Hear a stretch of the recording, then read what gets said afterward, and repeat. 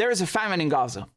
The UN and other NGOs also warned us about this. We knew this was coming because on day one of the genocide, the Israelis said, Gallant, the defense minister, said that he's cutting all food, all water, all electricity, all fuel to Gaza.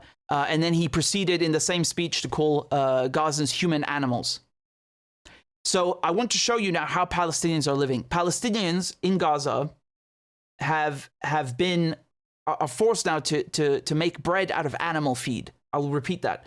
They're using animal feed to sustain themselves. They're eating food that is meant for animals. And I suppose Gallant, the Israeli defense minister, got his wish. The sick war criminal that he is, the disgusting person that he is.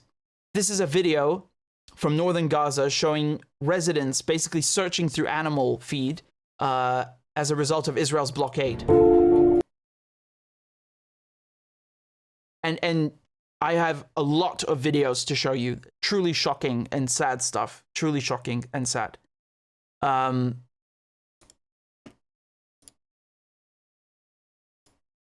Here's another one. You can see how this is a photograph. How people are basically making bread.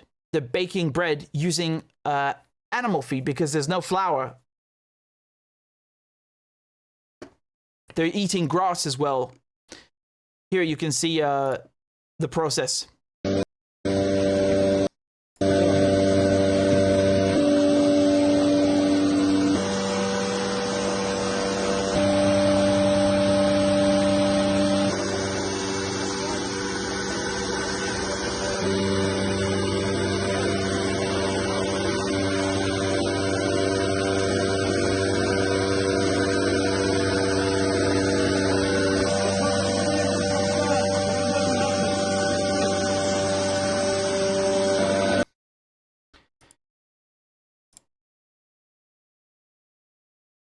That's what it looks like.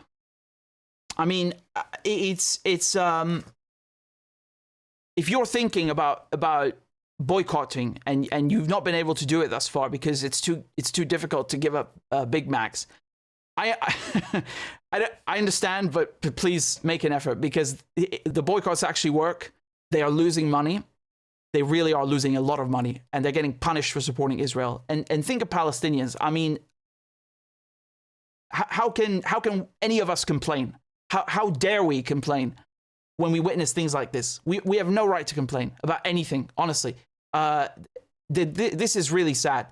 And what's disgusting is that Israelis, you're not going to believe me. So I thank God there's a video that I can actually show you because you wouldn't have believed me.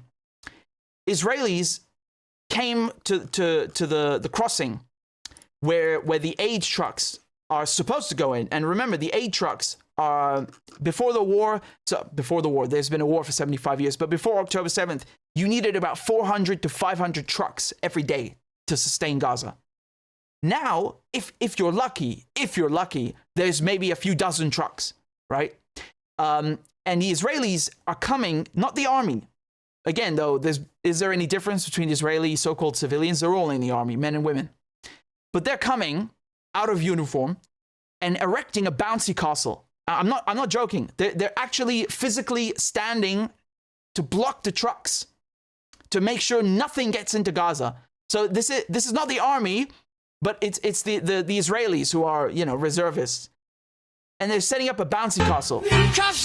I mean, you can't make this up. You really cannot make this up. Like, they're actually celebrating the starvation of 2 million people. And again, if you're okay with starving adults, well, I'll just prick your conscience by reminding you that half the population in Gaza are children. Maybe that works. I don't know. I mean, to me, it doesn't matter either way. Do you have to be a child? No. Do you have to be elderly? No. You're a human being. Are you being starved? Then it's a crime. I don't care what age the people are in Gaza, but this does resonate with people when they find out that half of the population are children. Literally half the population in Gaza. So 1 million children, 2.3 million people in total being starved, and the Israelis setting up bouncy castles. I mean, this doesn't bode well for advocates of Zionism and Israeli society at large. As a matter of fact, it makes Israelis look like a bunch of savages, barbaric, primitive, sadistic, people who draw joy from the suffering of others, right? Here you can see more people eating animal feed, crushing it, cooking it in a wood fire.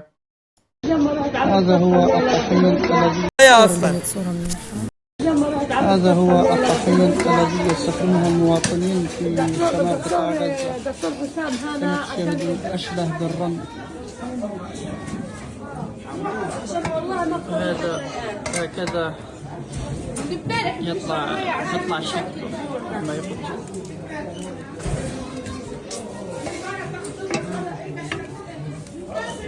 إنها المعاناة التي يعانيها المواطنين في شمال قطاع الحياة. فيش حياة أصلا، لا في المدارس ولا برا المدارس ولا جوا المدارس. فيش حياة. كيلو الرز ب90 شيكل. والله ظلم هذا، والله ظلم. لا المصري، الرز المصري الحبة القصيرة ب90 شيكل. كيلو الذرة ام العلف ب45 شيكل. وفيش دخل، فيش دخل. من وين يعني؟ هذا بالله عليك لو انا بدي اقول للعرب للي هناك كل هذا بيرضى حد ياكله؟ اكل دواب، ما حدش بيرضى ياكله. يعني He said no one would eat this. Like no one would accept to eat this. So why are you imposing this on us? انا امبارح رحت اطلع على ايش اللي باكلوا، المطحون علف وشعير وقمح وذره. هذه الشوى، هذه مناشده انا قاعد بطلبها من الناس للامه العربيه كلها، مناشده. شوفوا الوضع العربي كيف، وضع فلسطين. He's basically speaking he's speaking to the Arab world, right? He's saying, I mean, look at the scandal. Would any of you accept this? Here's another Palestinian who's talking about how there's no food and they're eating animal feed. He's saying, I came from northern Gaza. Oh, okay, there's subtitles anyway, you can read it. ايش بدي اقول يعني قد ما اوصف لك مش حاوصف لك كمية المجاعة اللي هناك.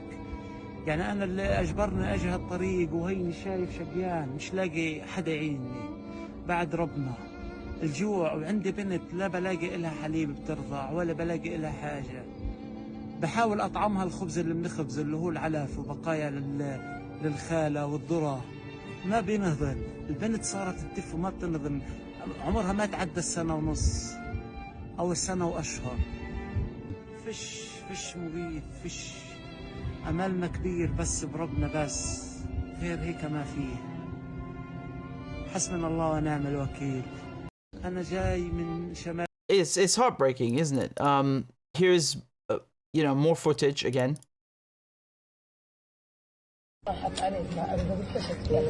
شو اسمك؟ علي. قديش عمرك؟ 10 سنين. ايش هذا اللي في ايدك؟ هذا علف حيوانات. هذا بتاكله؟ اه. شو بصير معك لما تاكله؟ بصير مغص والسهل ويصير جنيه يجعوني وبطني. Did you read what it says? He asked him what happens when you eat it. He says, I get stomach aches and diarrhea, and my ears start to hurt as well as my stomach. I mean, if you right now you got up and you forced someone to eat animal food, you'd go to fucking prison. You would go to jail. You'd be legally dubbed a psycho. You'd be sent to prison for forcing someone, starving them. So. But when Israelis do this, like to 2 million people, we're supposed to sit here and, shut our mouths and say, oh yeah, well done. We love Zionism. To hell with Israel. To hell with Israel.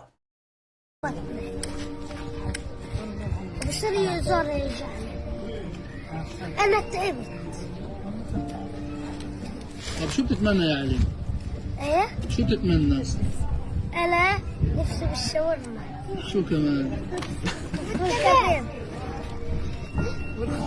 I want to buy him all the kebab in the world. Man, it's really messed up. Look, more videos here of what this is what Israel has done to people.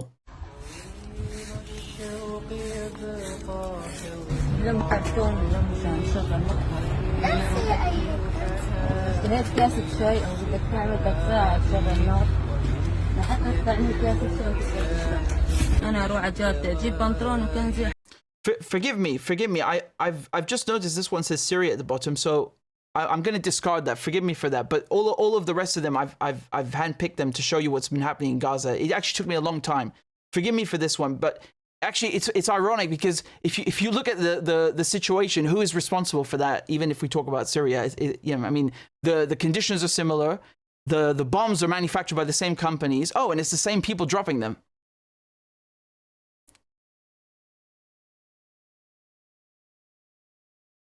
This is from Gaza. So she's talking about how they're having to eat grass or wild plants that they're finding, and I mean humans cannot eat this stuff. I mean your stomach is unable to digest. Forget animal food for 1 second. Obviously, that's not meant for humans, but grass. A lot of things that grow in the wild, you're not meant to eat them as they are, and now people are being forced to that because there's literally nothing left. So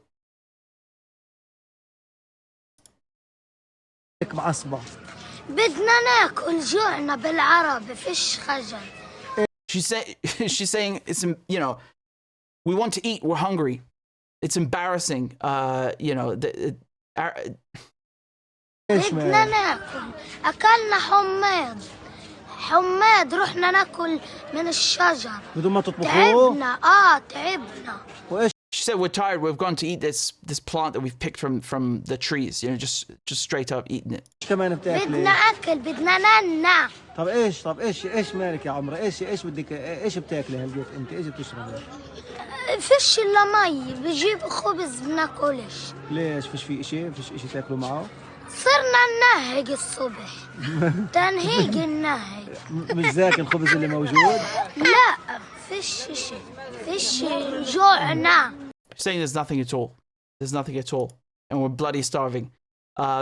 You can see here that instead, so basically instead of flour, people are using animal feed. And even if you would allow, let's say, 500 trucks to go in today, I mean, we're talking about Gaza, and before October 7th, the Israelis had a policy of starving people in Gaza. So let's say right now we go to October 6th, okay, or October 5th, and we look at the situation in Gaza. People are still starving because it's under siege, right? It's a blockade, it's a siege. And the Israelis, they would pick, what goes into Gaza. Like, for example, cement is banned. So they bomb your house, but you can't rebuild it. Lovely, right? And there's a quote from one of Sharon's people, this bastard. I had him up a few seconds ago. What was his name again?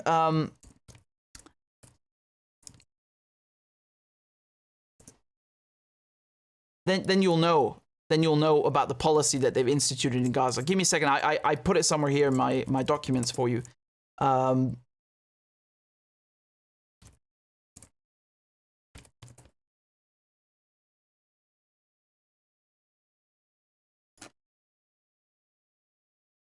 Yeah, so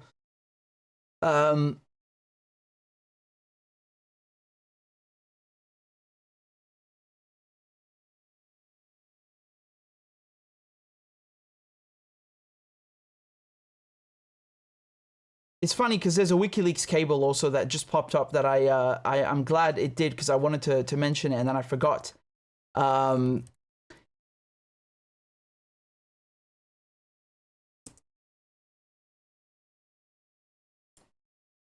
The Israelis basically admitting to the Americans back in when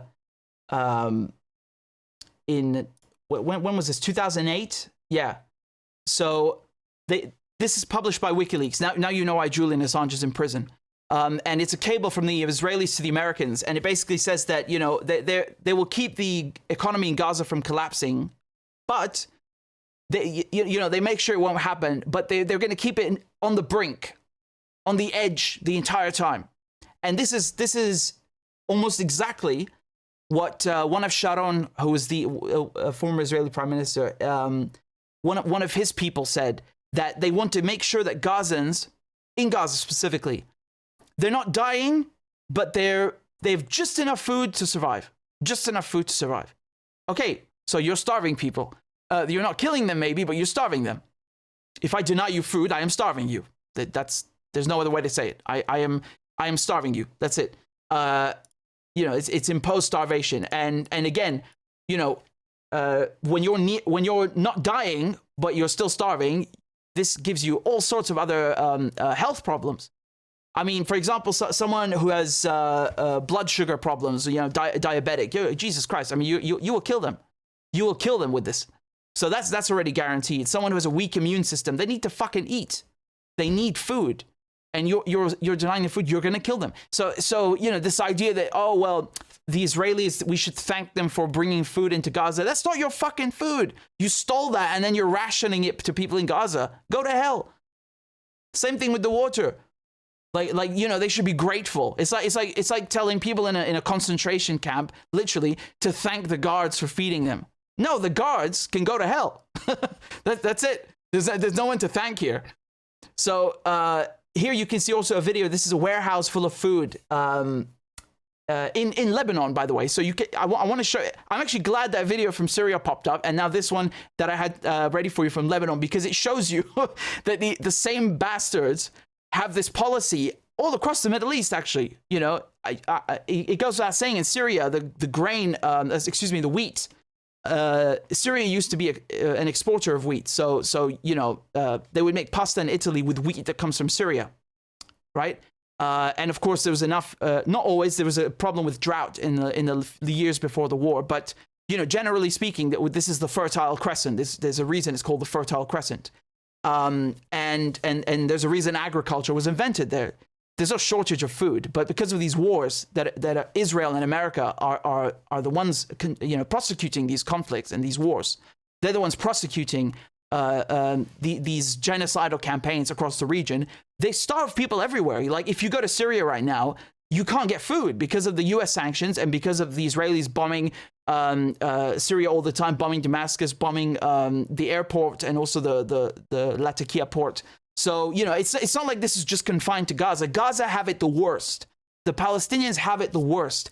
But the policies are the same across the region. If you look at Lebanon, you look at Syria and Iraq, you know, with the sanctions also, what they did to them. So it's like, this is not a fluke. It's not like a one-off thing or an accident. It's on purpose, it's systematic, and it's been done across decades, right? You have to understand this. This is just now. This happened recently on the 26th. So they bombed a warehouse full of food in Lebanon, though, not in Gaza. Right. So the Israelis did this, and of course, you know, Lebanon doesn't have it as bad as Gaza, but they still have their own crises, and it's hard to get medicine. The economy is destroyed. The U.S. and the IMF are holding it hostage. But that's different. I've done videos on that if you want to watch it. This is a rather distressing image. This girl who's 17 was starved to death by the Israelis in Gaza, and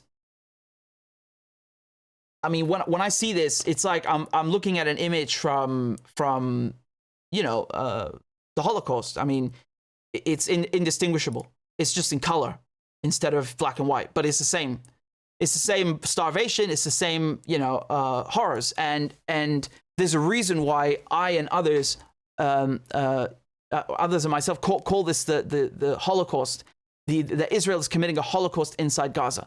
There's a reason for that, because I mean, a Holocaust is when you burn a bunch of people. They're doing that with the bombs, and then of course the other deliberate starvation policies, which they've drawn inspiration from the Nazis. By the way, the Nazi food minister Bake, he came up with something called the hunger plan to starve Soviet prisoners, and they calculated how many calories you would need to sustain a German soldier, and then also make sure that you kill the Soviet prisoners of war, and they killed about 95% of them, something like that, with death marches and hunger. And so when I saw this a few years back, that the Israelis had it as a policy to give people in Gaza a certain, you know, a finite number of calories on a daily basis, the first thing I thought of was the Nazis. Literally exact same thing. Calculate the number of calories, starve them. It's the same fucking policy. So this is another video from Gaza. You can see him cutting up. It's actually rather poetic, and you know, he's suffering, but he's making, you know, he's talking about how basically a sabara, which is cactus in Arabic, has the same root word as patience, which is sabr, right? So it has English subtitles. You can read what he said. احنا الآن في شمال غزة أكلنا كل شيء، لما استنفذ كل شيء صرنا ناكل الصبر. الصبر هذا صبر الخلا، خلصنا الخبيزة والقريص. الآن هو الحاجة الوحيدة الموجودة في شمال غزة اللي هو الصبر، فهينا قاعدين بناكله احنا لأنه ما ضل عندنا إشي. هاي صبر. ها. Let me repeat that because I couldn't show it for some reason. Okay, now it should work. احنا الآن في شمال غزة أكلنا كل شيء، لما استنفذ كل شيء صرنا ناكل الصبر. الصبر هذا صبر الخلا، خلصنا الخبيزة والقريص. الآن هو الحاجة الوحيدة الموجودة في شمال غزة اللي هو الصبر، فهينا قاعدين بناكله احنا لأنه ما ضل عندنا إشي. هاي صبر. ها، حتى نضل عايشين بدنا ناكل الصبر، مش إنه كلام. فعليا بناكل الصبر، من صبرنا صرنا ناكل الصبر. لما نقول الصبر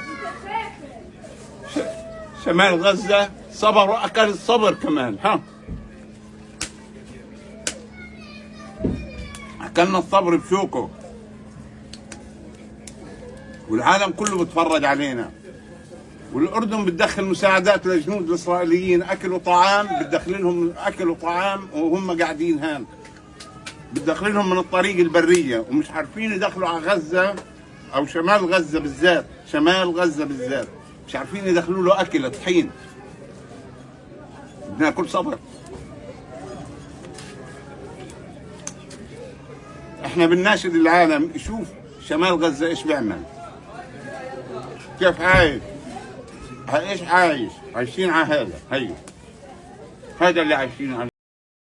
There's I mean, there are different forms of cactus. I'm not a cactus expert, but I know there's one fruit that is eaten in Syria, sabara. But obviously, this is the thing he's holding up is different. It's not meant to be eaten, and you know,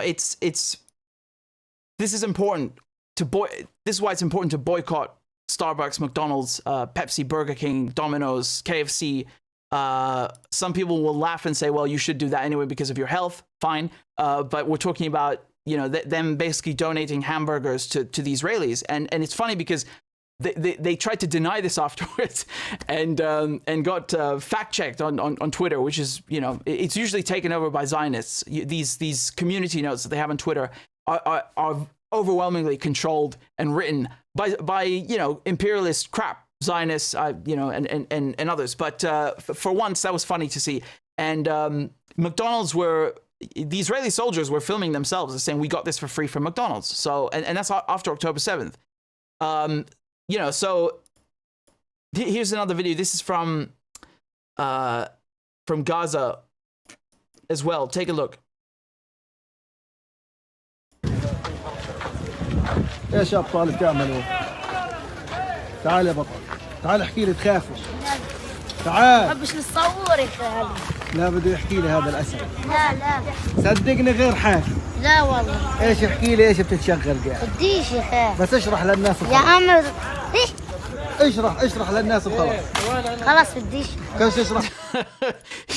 He's so done with everything. على الناس ايش قاعد، مش انت بطل وقاعد تتشغل. يا خال بديش. بدي تحكي لي هذول من وين جبتهم وقاعد شو انا خلاص. هذول من شرقة يا خال. من شرقة قريب من اليهود. يا خال عند بناموس. يا وردي. طب شرقة عنا. طيب احكي لي هذول انت لقطهم؟ يا خال. والله انك بطل يا خال. طب اطلع على الكاميرا وخليك زلمه، معي صوتك يخميل ما شاء الله وشاب. قديش تبيع الوحده؟ الوحده ب3 يا خال. الله يرزقك. طب ليش بتبيع؟ احكي لي الصراحه، ليش بتبيع؟ عشان بطعم ابويا واخواتي. انت بتطعم ابوك واخواتك؟ طلع فيا. قديش عمرك؟ 8 سنين. بتطعم ابوك واخواتك، بتلقطها وبتيجي بتعرضها في السوق وبتبيعها. ايش اسمها هذه يا خال؟ المدارس ولا جوا المدارس. كيلو الرز ب 90 شيكل. والله ظلم هذا. بكره بتيجي بتقفهم. طيب على عينك يا خال. والله انك بطل ولك اسد. ايش اسمك؟ جهاد. الناس حبتك كثير، حكوا عنك انك بطل شغيل كسير. انت تعبان في حياتك مبين. وحياة الله تعبان. والله. ليش تعبان؟ قول لي ايش بتعمل في يومك؟ بعمل كل يوم بلقط عند شارقة. عند اليهود. عند اليهود. طيب. رموا قذيفة. You see in Arabic, you say Yahud, Jews, colloquially, but it actually means the Israelis. I mean, after all, the Israelis are the ones who want to advertise themselves to the world as the Jewish state. So, you know, let's be very clear about it. They're not talking about Jews, you know, in Paris or something. It's about the Israeli army and no one else. في واحد كبير بيشتغل معانا. ايش صار فيه؟ ايه الله رحمه. الله رحمه. طيب اسمع، بدهم مش اياك تروح الناس، انا مش حقطع، هلقيت معاك مبلغ منيح، صح ولا لا؟ والله. والله بدناش تروح هناك. بدك تروح؟ لا يا اخي. بدكش تروح على المنطقة الخطر؟ وعد؟ وعد. وانا عرفت هيك وين ساكن. مش حسيبك، طب اضحك للناس، ايش هالكشرة منتحها يا زلمة؟ احلى جهاد تعيب ومبسوط، وبقول لي كتير وصار يصيح. لا يا حبيبي خلاص اسكت جدع. You know, I mean, it's a nice video and everything, but you see that you shouldn't have to be working at, how old is he? 10? I forgot when I asked him how old he is. Or maybe he didn't. Well, he did. He's 8 years old. I mean, you know, about 200 years ago or 150 years ago in England, they would send you to the workhouse as a child. And, you know, at that age, basically, you would go and slave away. And obviously, they have laws against that today. In Gaza, this is war, you know, and this is what they make the children go through, you know, from from the moment they're born or even before that. You know, they're listening to bombs. They've got intergenerational trauma. They have to work like this. Maybe they have no family. This is unacceptable. I mean, it's really disgusting. And you can tell the guy he's not well. You know, how could you blame him? But you should blame the Israelis. Even if you look at animals, I saw a photo. I'm not going to show it to you, but I saw a photo of like 5 cats or something eating a human being who had passed away in Gaza. And I mean, you know, everyone, like humans and animals, are starving in Gaza because of the Israelis. I saw a video also of Israelis basically taking pot shots at sheep. There's about 3 sheep in a street in Gaza, and they just fucking murder them for fun. A sniper did that. Here's a dog also visibly starving. You can start to see the ribs because of how thin he is. Also in Gaza. There's no food. There is no food. This is a famine. And meanwhile, what are the Israelis doing? They're setting up bouncy castles. I mean, you know, I don't even need to say anything really. I think, you know, people say that history won't look kindly on the Israelis. Fuck history, man. We should not look kindly on the Israelis. They're killers. They are killers. And they take joy. They derive great joy from starving and murdering people. And then they want to turn around and call themselves a democracy and say that it's really funny because they try to appeal to white Europeans by saying that this is funny about Israelis. They want to take a country that is in the Middle East, that is Arab, but then at the same time they want to say that they are from this area, but that they are also, you know, they are connected to Europeans. And they do this, of course, because they try to appeal to the European sense of superiority, you know, like which is one of the reasons they're getting away with this genocide. I can assure you, if 30,000 white people have been killed in these conditions, you would see a completely different reaction. I mean, just look at 9/11. You know, oh my God, 3,000 people. Oh, let's kill 1 million. So that's a good example of the difference in reaction. And of course, you see that the Israelis are they're not civilized. I'm sorry, but when you starve people like this, it's the opposite. It's actually it appeals to every opposing value, sense, or philosophy of being civilized, which is not to kill people, not to murder people, not to starve people. And you know, for a country that is trying to market itself to people across the world, to everyone, even Arabs, right?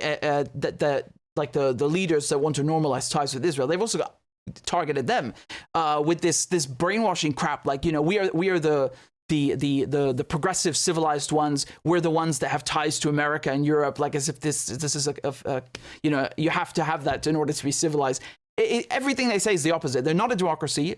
They're not civilized. They are not compassionate. They do not have the most moral army in the world. Everything that I am seeing, and I've shown to you as evidence, I have it, you know, documented, recorded. This is the opposite of everything the Israelis say. They are scandalous. They are really, truly evil. I don't use that word often because, you know, that you're entering Dick Cheney territory here. you're starting to enter, you know, George Bush and David Frum territory, the axis of evil. You know, like, well, who the hell are you to say that they're evil? You're George Bush, right? But seriously, I don't use that word often, and I don't use it lightly. But when you look at the Israelis, at the state of Palestinians, because of the Israelis, they're evil, and we should not forget that these kinds of things are what led Aaron Bushnell to burn himself, to self-immolate. And how could you blame him? How on earth could you blame him? I mean, this should weigh heavy on anyone with a conscience. It should. It doesn't mean, you know, every single person should go and do that. I'm not saying that, but I'm saying that it is very drastic. I mean, it's live streamed and recorded, which makes it even worse. It's not something like we found out about in the future, we didn't really know about. It's every goddamn day. I mean, every day. People getting bombed, people starving, people not got enough medication or water or clean or fresh water to you know, help them fight an infection or wound that they need to heal. Horrible stuff. There's a video here. I guess I don't know if I can show it. I'll just read to you the caption. Little Palestinian girl vomits animal feed and unsustainable food, in quotation marks, as doctors in Gaza tried to save her. She did not survive. It's a Palestinian baby, you know, barfing up the animal feed, and then she dies.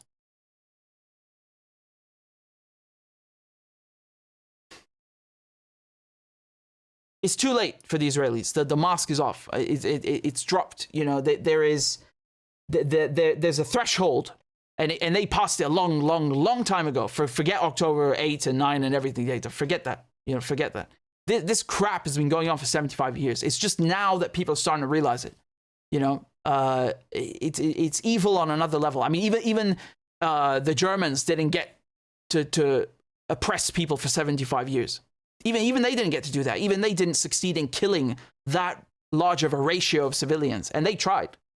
So, you know, yes, that absolutely does make Israelis the modern day version of Nazis. As a matter of fact, I would actually elect that we substitute the term Nazi as it's used in its colloquial modern sense to describe someone as who, you know, or something that is evil. With Israeli. I would very much like to see Israeli replace the word Nazi as it is used colloquially in the English and other languages to describe evil, because we are witnessing that today. So why not? And it has surpassed the Nazis in many ways already. They have. This is statistical, mathematical. You can quantify it. You can, you know, put it in a paper. You can actually study it and demonstrate and prove it. It's not a hypothetical. Here's from Fox Business, who decided to show a little bit of the famine.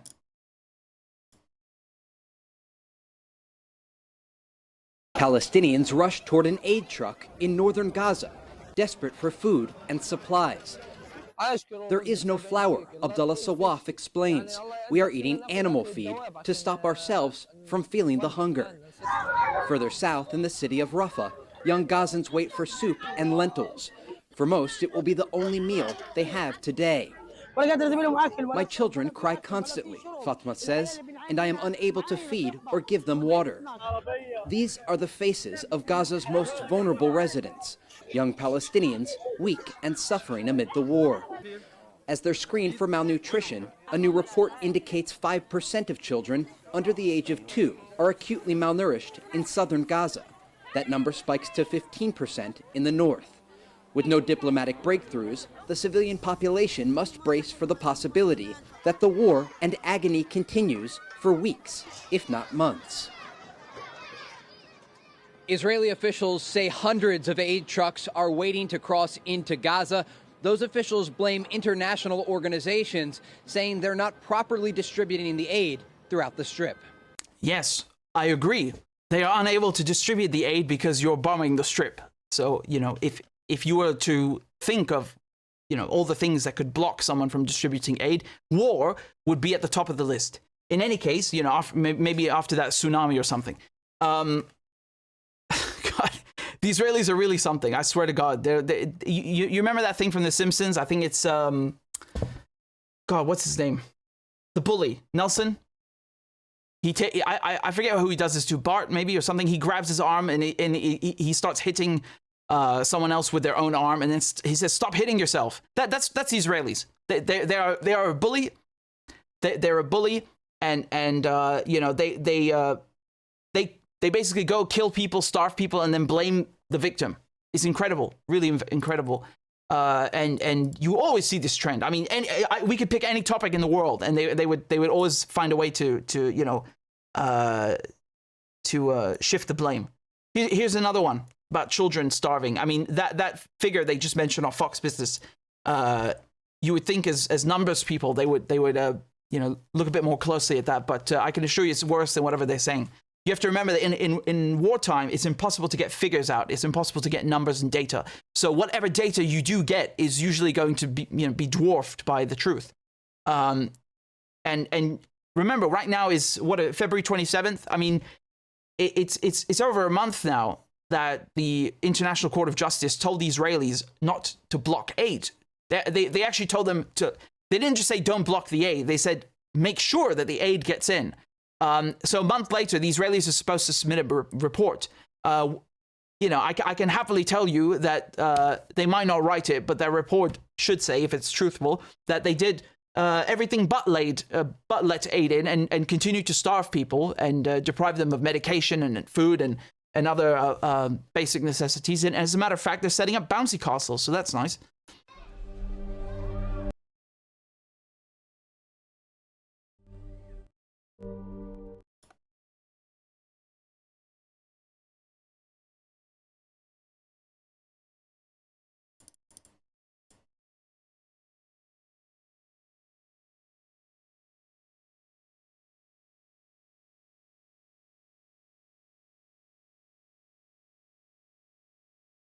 You know, it's incredible. It's really incredible. And once again, when you look at the sanctions regime that the United States have prosecuted against other countries, for example, against Iran or Syria, especially Syria, you know, when you're kicking someone while they're down. So the United States sent these terrorist groups to Syria, Al Qaeda, and so on. And then when that failed, they then starved everybody. So and not only that, they're not just preventing food from going in and making it more difficult for people in Syria to get food, but they've burnt the crops in Syria on purpose. Remember, as I told you, Syria is a net exporter of wheat. That means they have so much wheat that they not only are able to feed the population, but to sell it overseas, at least for the most part. And like I said, you had drought for a couple of years, but that's a different topic. The United States are occupying the crops, the breadbasket region. They are hijacking and stealing the oil. So the oil brings in revenue, which they're basically depriving the Syrian people of, because when there's no oil being sold, again, Syria is not a major oil exporter, but the money does count and it does pay for a lot of subsidies in the country. Remember, Syria, you know, they subsidize a lot of things in the country, right? Every family would get like a bag of basic necessities and so on. And the economic crisis with the currency, of course. I mean, there are so many dimensions to this. It's not just the oil and the food, it's the currency. It's really never ending.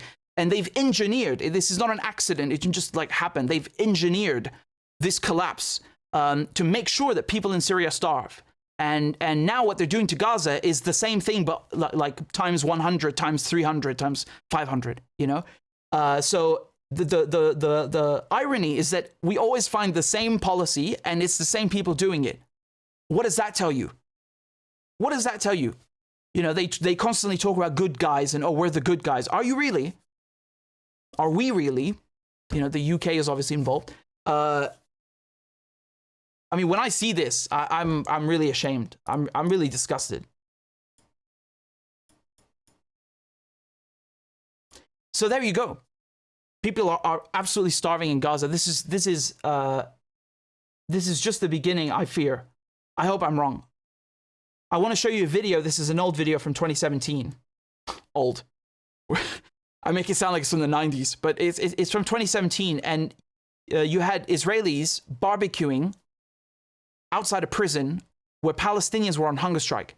So hunger strike is a very common theme that you find among Palestinian prisoners, as you would among Irish prisoners, right? Like Bobby Sands, for example. And you know, they do this because, well, again, ironically, they're fighting the same enemy. You know, the same imperialist powers. But Palestinians, of course, they are subjected to things like military courts. You know, and any Palestinian, a child, is subject to military rule by Israelis, and this is a war crime. You can't, you know, if you're occupying someone, the Geneva Convention only allows you so much wiggle room. You can try a few people through the military courts, but not do that since 1967 for decades. That this is a misuse and an abuse of the Geneva Convention. So, you know, now the occupation is no longer temporary; it's permanent, and it's therefore illegal. So anything Israelis pretend or claim they're doing through the Geneva Convention by the book, on the contrary, they're actually breaking it because they have made this permanent. You know, these are extreme measures that you should take in a temporary time, not do this for forever. So they have resorted to, the Palestinians have had no choice but to resort to starving themselves. And what the Israelis will do, this is called intentional medical negligence. What the Israelis will do is they'll wait for a Palestinian to literally be like at death's door, and then they'll take him to a hospital, and there's a 50-50 chance they're already dead. So the last famous one to die was Khadr Adnan, and you know, these people have also not just been tried with military courts; they've been done in with administrative detention. So the Israelis basically grab you, they put you in prison. You're not allowed to know why. The charges are secret. Your lawyer is not allowed to know why. And they don't even have to convict you. They just throw you in jail, and every 6 months a judge renews it, and they can keep you in prison for 10 years. Then you're free, and then they come and grab you after a week or after a year and put you back in prison for no reason. You're never allowed to know why.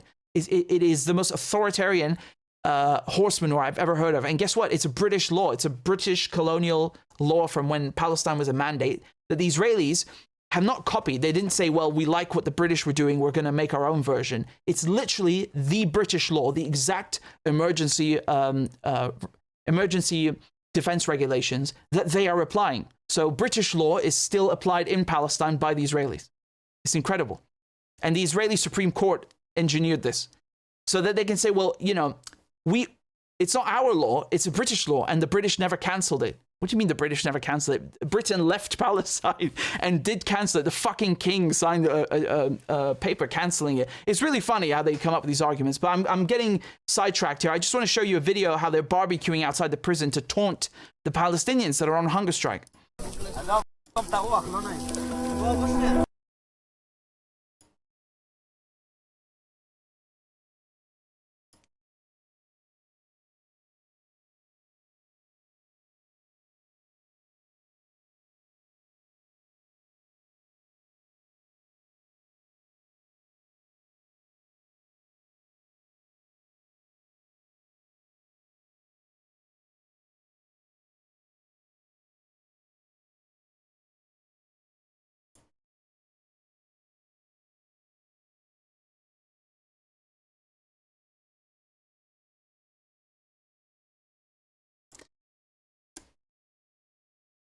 So, you know, when I see these things, the only conclusion that I can come to is that there's something wrong on a societal level. And I don't like these blanket things, you know, like, oh, well, you know, that the whole place is screwed up. Because the thing is that colonialism makes people like this. This is your brain on colonialism. So Israel is a settler colonial entity. So the only way it exists is because everybody who is there, who is Zionist, believes. Obviously, don't get me started now about left liberal Israelis. I really don't care. I don't have time for this. But the thing is that it only works by stealing people's land and by dehumanizing them. So this is why you constantly see this theme that, you know, it's okay to be it's okay to starve Palestinians. It's okay because we took their land. So if we take your land, why wouldn't we starve you? This is nothing, right? If we can steal you, if we can steal your home and kick you out of your home, and make you a refugee in your own country, then, you know, I mean, anything else goes, right? It's like it's once you cross that line, once you've surpassed that threshold, you know, all bets are off. This is what it does. It really brings out the worst in people. So, you know, it's not an excuse by any means necessary, and I'm sure you know that. But I'm trying for myself, perhaps, to rationalize or try to understand from a psychological point of view what drives Israelis to behave like this. It's already bad enough to starve people, but then to taunt them on top of it. I mean, I don't know which is worse. I really don't know which is worse. You know, if you're at war with another country, that's one thing. But this is not a war. This is a genocide. It's a massacre, and it's theft of land. The Israelis have come from Europe. They've come from Iraq. They've come from Morocco, from wherever, from Ukraine, to steal the land and to kill the people. And that's been ongoing for 75 years, and it's never stopped. And it's just now that we get to see these things because we have mobile phones. We have more access to information through the internet. So, you know, that's one reason that I mean, you guys at least for sure are more enlightened. The last thing I'll play to you is a video. This is from someone who has family in Gaza, and he talks about how they're starving. The thing is that my 8-year-old boy, whenever we sit to eat, or whenever we get a phone call, or whenever we try to call our family in Gaza, the first thing my son asks is, does my family in Gaza have food? Are they eating? So he doesn't think about anything that has to do with the war itself. He doesn't say that, are they in a safer place? Is there no bombing anymore? God willing. No, he asks about food because he knows what it means to have little food when we were living in Gaza before we left in December. So every time he hear us talking to our family in Gaza, he would ask, does my grandfather have food? Does my grandmother then he starts to mention his cousins' names. Is Mustafa, is he eating? Is Nahida eating? So he starts to mention them by name. And for me, I feel really, really depressed whenever I go out in the street and find food. So 2 days ago, I went and I bought 2 loaves of bread for about less than $1. If I'm taking these 2 loaves of bread to Gaza right now, I would make a fortune. I would sell them for about maybe $50. I'm serious. Because this is very, very recent news. 1 sack of bread, which weighs 25 kilograms, is sold for $1,500. Because there is no wheat flour. Wait, let's repeat that. Very, very recent news. 1 sack of bread, which weighs 25 kilograms, is sold for $1,500. 25 kilograms. Okay, well, I admit that I've never bought 25 kilograms of bread. But nevertheless, I mean, $1,000, Jesus. I mean, you can buy a computer for that amount of money, a phone. You certainly wouldn't pay $1,000 for 25 kilograms of bread.